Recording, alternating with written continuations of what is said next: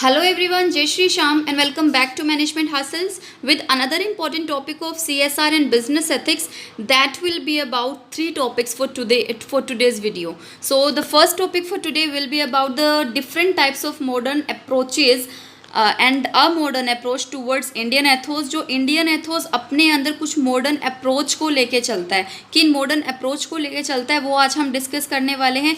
Next we will discuss about different thoughts of Indian management towards modern approach and in last we will discuss about that what are the holistical approach या फिर holistic approach to management. So let's start with the first topic for today, that is about modern approach towards Indian ethics. First क्या है?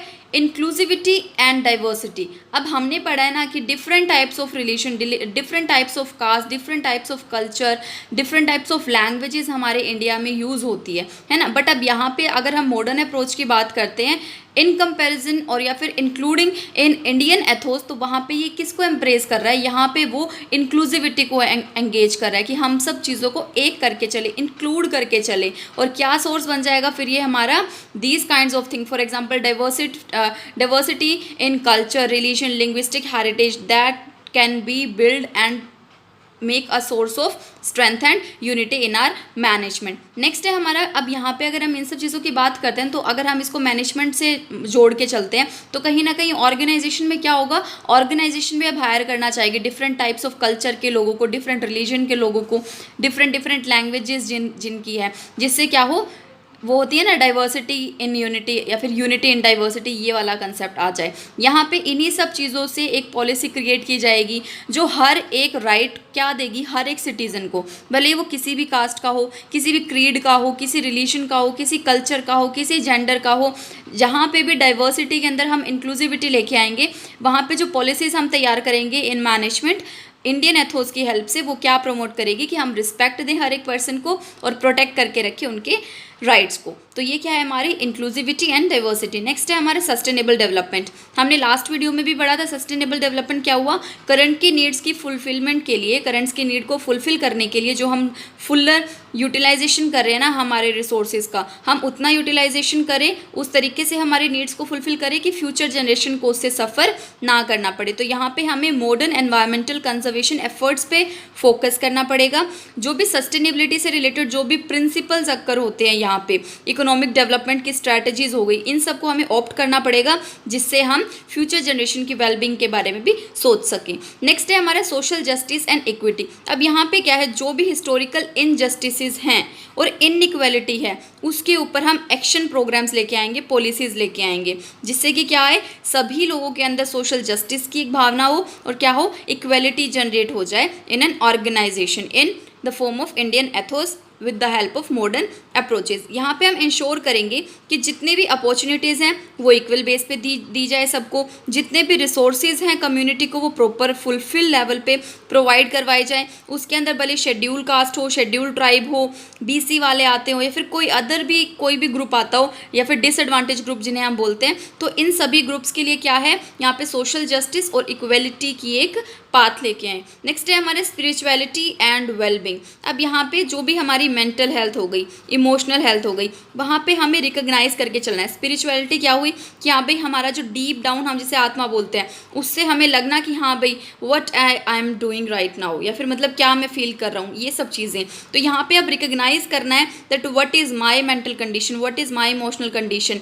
Spiritual wellbeing भले ही वो किस side से हो, मतलब पर्टिकुलर हमारे लिए हो या फिर एक ग्रुपिज़म के लिए हो. तो यहाँ पे हम ये इंडियन एथोस की एक वे लेके चल रहे हैं. यहाँ पे जो हमारे इंडियन प्रैक्टिसेस थे पुराने टाइम में, फॉर एग्जांपल योगा हो गया, मेडिटेशन हो गया, इसको हम मॉडर्न हेल्थ केयर में कन्वर्ट करके भी हम इंडियन एथोस को कंटिन्यू रख सकते हैं, और वेलनेस प्रोग्राम्स का भी यूज़ करके हम इंडियन एथोस को कंटिन्यू रख सकते हैं. तो यहाँ पे अगर हम इंडियन एथोस की बात करें तो एंशिएंट टाइम्स में क्या होते थे? योगा और मेडिटेशन अभी भी होते हैं, काफ़ी लोग अभी भी करते हैं, बट उसको अगर हम मॉडर्न अप्रोच के वे में देखते हैं, so this is converted into modern health care and wellness programmes. Next है हमारा टेक्नोलॉजी एंड इनोवेशन. हमने पढ़ा था ना, अगर हम इंडियन अप्रोच की बात करते हैं तो वहाँ पे हम एडप्टेशन करते हैं, हम जो चीज़ चल रही है हम उसको एडप्ट कर लेते हैं. बट मॉडर्न अप्रोच में क्या होता था कि हम इस पे फोकस करते थे कि उस चीज़ को एडप्ट ना करके उससे नई चीज़, इनोवेटिव चीज़ लेके आएँ.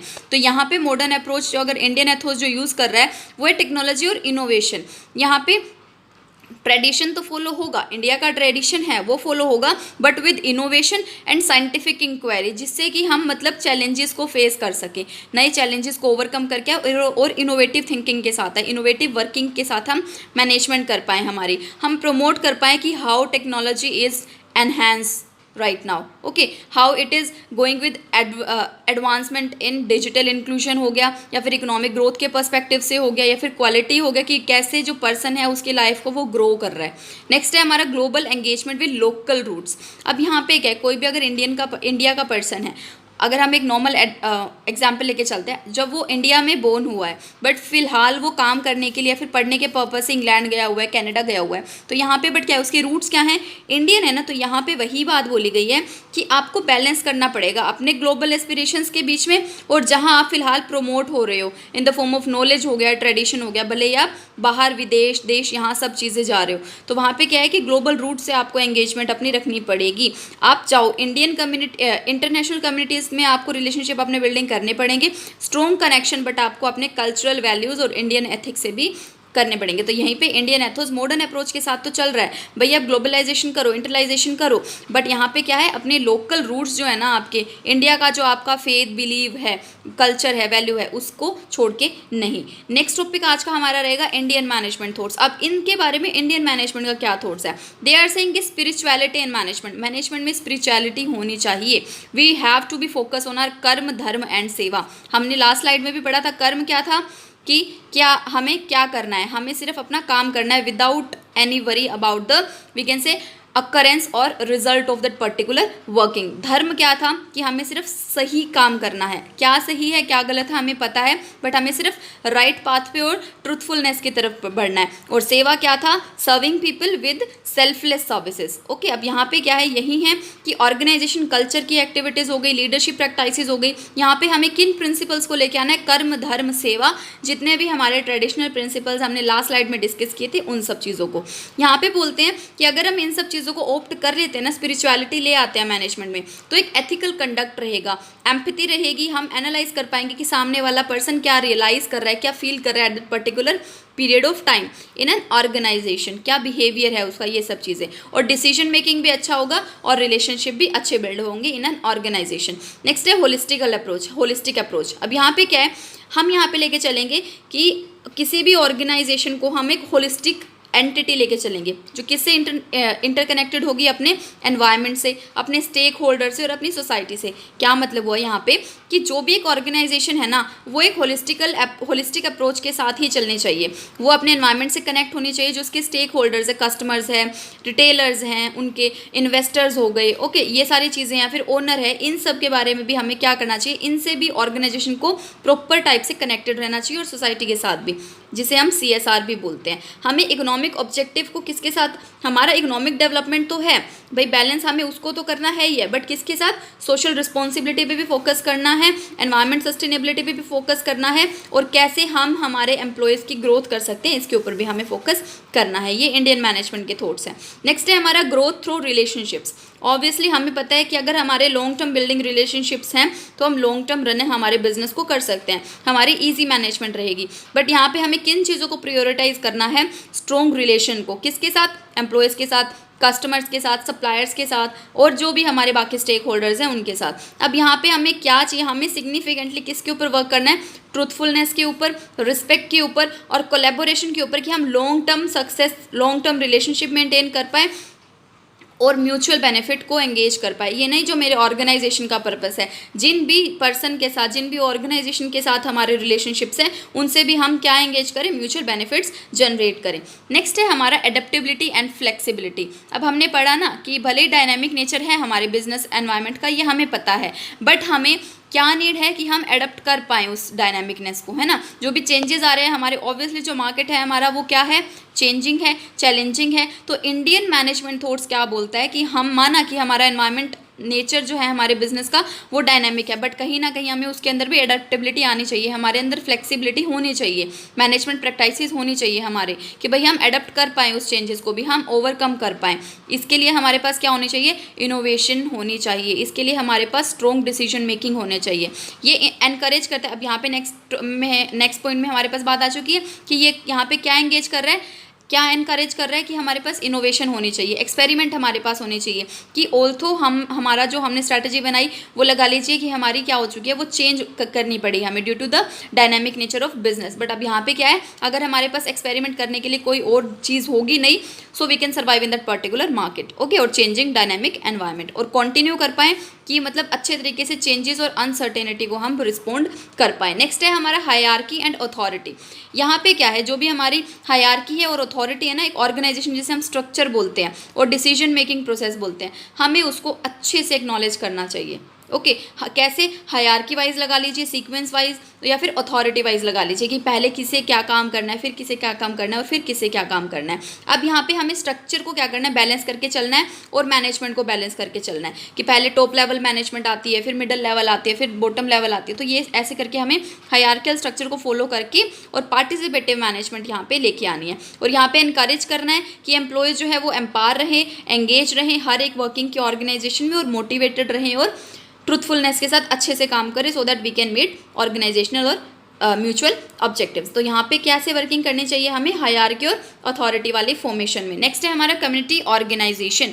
अब कम्युनिटी ऑर्गेनाइजेशन में हमें क्या करना चाहिए, फॉर एग्जांपल अगर कोई भी एम्प्लॉय है उसके साथ टीम वर्क हो गया, कोलैबोरेशन कर ले, कोलैबोरेटिव अचीवमेंट हम कर ले, कलेक्टिव अचीवमेंट्स हम कर ले, तो यहाँ पे क्या फोस्टर करना है, एक कम्युनिटी, हम बोल सकते हैं ना कम्युनिटीज़म, हमें फोकस करना है जो किससे जुड़ी होगी, एम्प्लॉयज़ हो गए, उनके साथ हमें टीम वर्क कर लिया, या फिर हमारी जो ट्रेडिशनल वैल्यू फैमिलीज़ होती थी ना, कम्युनिटी होती थी, उनके कल्चर होते थे, उनकी वैल्यूज़ होती थी, इन सब के साथ हम कोई एक्टिविटी कर रहे हैं, तो कहीं ना कहीं हमें कम्युनिटी की ऑर्गेनाइजेशन ओरिएंटेशन भी करनी चाहिए। तो ये किसके थॉट्स है, इंडियन मैनेजमेंट के थॉट्स है। नेक्स्ट टॉपिक हमारा रहेगा कि भाई मैनेजमेंट की होलिस्टिक अप्रोच क्या है। According to holistic approach management में क्या वैल्यूज़ उतर जानी चाहिए, क्या यूज़ होना चाहिए in management according to holistic approach. तो यहाँ पे वो बोलते हैं कि इंटीग्रेशन होना चाहिए बहुत सारे कंपोनेंट्स का, और किन किन चीज़ों का होना चाहिए। फॉर एग्जांपल हमें क्या रिकॉग्नाइज करना है यहाँ पे कि क्या ऑर्गेनाइजेशन कंप्राइज या फिर इंटरकनेक्टेड है किससे, पीपल से, प्रोसेसेस से, कल्चर से, एनवायरनमेंट से, सोसाइटी से।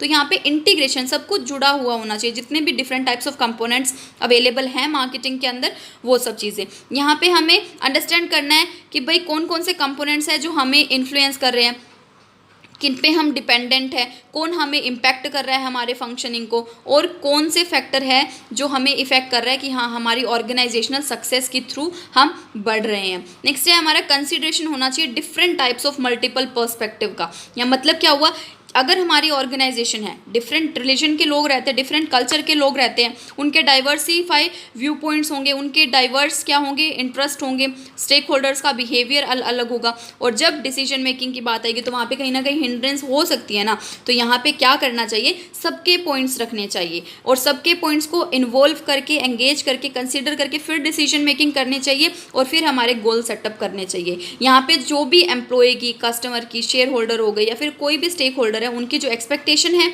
और उनकी जो नीड है, उन दोनों को हमें बैलेंस करना चाहिए। तो हमें मतलब सबके पर्सपेक्टिव को कंसीडर करना चाहिए, सेल्फ एंगेजमेंट या फिर सेल्फ ऑब्जेक्टिव को ना सोच के पूरी एक मल्टीपल पर्सपेक्टिव लेके जो भी कंसिडरेशन है, जितने भी हमारे स्टेक होल्डर्स हैं, उनके साथ हमें एंगेजमेंट करनी चाहिए। नेक्स्ट है हमारा focus on long term sustainability. वही बात है जो हम सस्टेनेबिलिटी में पढ़ के आए हैं पीछे, तो यही हम यहाँ पे भी वही चीज़ करने वाले हैं कि हमारा जो ऑर्गेनाइजेशनल स्ट्रैटेजीज है, प्रैक्टिसेस है, उसको सस्टेनेबिलिटी और रेजिलियंस में हमें लेके आना है। यहाँ पे जो हमारा हम क्या फोकस करेंगे कि भाई हम मिनिमाइज कर पाए जितने भी नेगेटिव इम्पैक्ट होने वाले ना हमारे एनवायरनमेंट में, उसको, सोसाइटी को जो भी लेस ग्रोथ हो रही है या फिर जो भी सफ़र कर रही है सोसाइटी, वो कम करें, और जो फ्यूचर जनरेशन है उनके लिए भी क्या हो, ज़्यादा से ज़्यादा वाइबल हम चीज़ें ला सके, और प्रोस्पेरिटी किसके लिए ला सके, जो नेगेटिव चीज़ें हैं उनको नेगलेक्ट कर सके, और जो पॉजिटिव चीज़ें हैं उसको लॉन्ग टर्म तक वाइबल कर सके। नेक्स्ट है हमारा emphasis on wellbeing and wholeness. अब यहाँ पे क्या हम प्रायोरिटाइज कर रहे हैं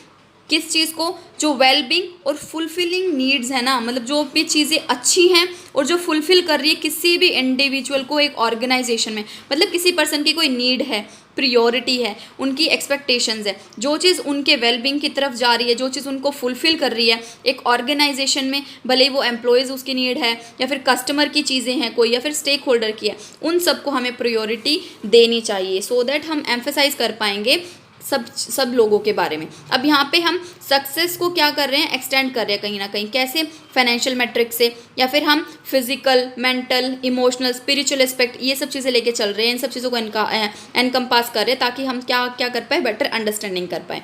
नेक्स्ट है हमारा alignment with organisational values and purpose. यहाँ पे हम इंश्योर कर रहे हैं कि जो भी हमारे मैनेजमेंट डिसीजन है, मैनेजमेंट की परफॉर्मेंस है, वो बिल्कुल क्या रहे, बैलेंस रहे, अलाइंड रहे हमारे ऑर्गेनाइजेशनल की कोर वैल्यू से, जो हमारा ऑर्गेनाइजेशन का मिशन हो गया, पर्पस हो गया। कहने का मतलब बस इतना सा है कि हमें जो हमारे ऑर्गेनाइजेशन वैल्यू है और ऑर्गेनाइजेशन पर्पस है ना, उसके साथ अलाइन होकर अपनी सारी एक्टिविटीज़ करनी है। ओके, कोई भी एक्टिविटी हो हमारी ऑर्गेनाइजेशन में, from bringing out raw material, या फिर आप एग्जाम्पल या तो ये लगा लीजिए, या फिर हम हमारी ऑर्गेनाइजेशन में मैनेजमेंट की एग्जाम्पल लगा लेते हैं कि कैसे मैनेजमेंट होगी, कैसे हम डिसीजन मेकिंग करेंगे, कौन कौन से हमारे विजन होंगे, मिशन होंगे। तो इन सब चीज़ों को हम हमारे वैल्यू से और पर्पस से अलाइन करके रखेंगे।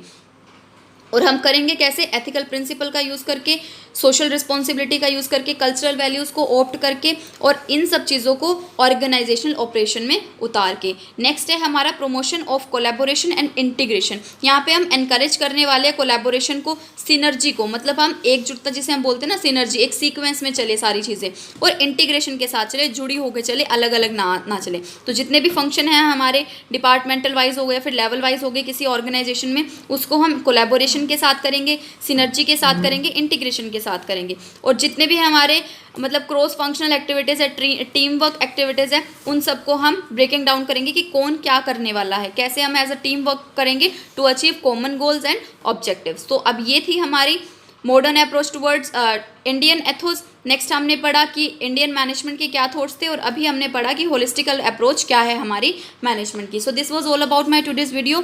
Thank you so much for watching this, and please do not forget to like, subscribe and share my channel, and keep supporting.